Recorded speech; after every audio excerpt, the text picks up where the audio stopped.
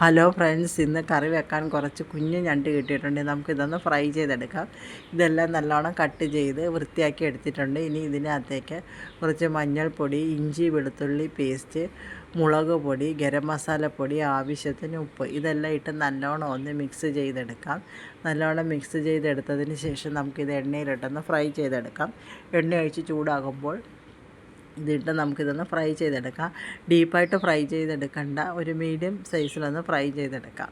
ഇതെല്ലാം ശരിയായി വന്നിട്ടുണ്ട്. ഇനി ഇത് കോരിയെടുത്തതിന് ശേഷം ഞാൻ അതിനകത്തേക്ക് ഒരു സവാള, ഇഞ്ചി വെളുത്തുള്ളി, കുറച്ച് കൊച്ചുള്ളി, പച്ചമുളക് ഇതെല്ലാം ഇട്ട് ഈ എണ്ണയിൽ തന്നെ നമുക്കൊന്ന് വഴറ്റിയെടുക്കാം.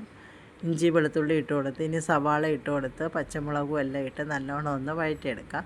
നമ്മൾ നേരത്തെ ഞണ്ടിനകത്ത് പൊടികളെല്ലാം ചേർത്തിട്ടുണ്ട്. എന്നാലും ഇത് മൂത്ത് വന്നതിന് ശേഷം ഇതിനകത്തേക്ക് കുറച്ച് മുളക് പൊടിയും ഗരം മസാലപ്പൊടിയും ഒരു 1/4 ടീസ്പൂൺ മല്ലിപ്പൊടിയും ഇട്ട് കൊടുത്ത് ഒന്ന് നല്ലോണം എല്ലാം ഒന്ന് മിക്സ് ചെയ്തതിന് ശേഷം കുറച്ച് ഒരു തക്കാളി പേസ്റ്റ് ഒഴിച്ച് കൊടുത്തിട്ടുണ്ട്. തക്കാളി പേസ്റ്റ് ഇല്ലെങ്കിൽ കുറച്ച് ടൊമാറ്റോ സോസ് ഒഴിച്ച് കൊടുത്താലും മതി. ഇനി ഈ മൂപ്പിച്ച് വെച്ചിരിക്കുന്ന ഞണ്ട് ഇതിനകത്തേക്ക് ഇട്ട് കൊടുത്ത് എല്ലാം ഒന്ന് നല്ലോണം ഒന്ന് മിക്സ് ചെയ്തെടുക്കാം.